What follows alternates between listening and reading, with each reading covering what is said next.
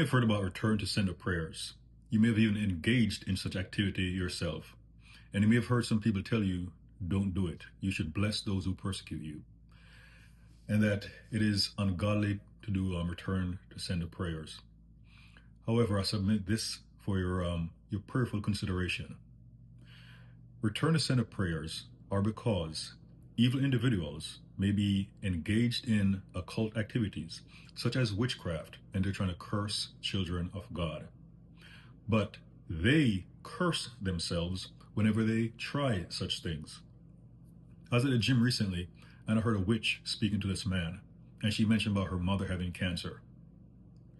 And I walked by, I was like, I'm not surprised.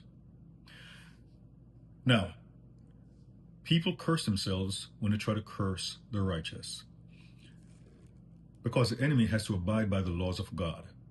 And in the Bible, for example, Obadiah 1:15, for the day of the Lord is near upon all the nations.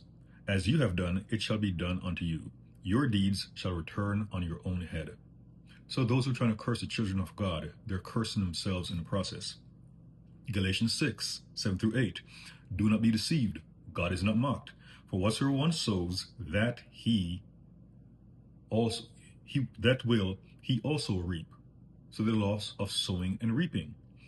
For the one who sows to his own flesh will from his flesh reap corruption.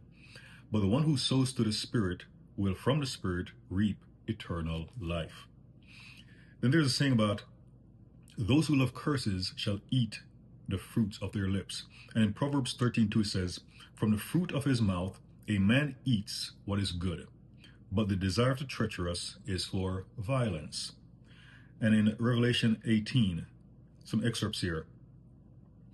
Then I heard another voice from heaven saying, come out of her, my people, lest you take part in her sins, lest you share in her plagues. For her sins are heaped high as heaven, and God has remembered her iniquities.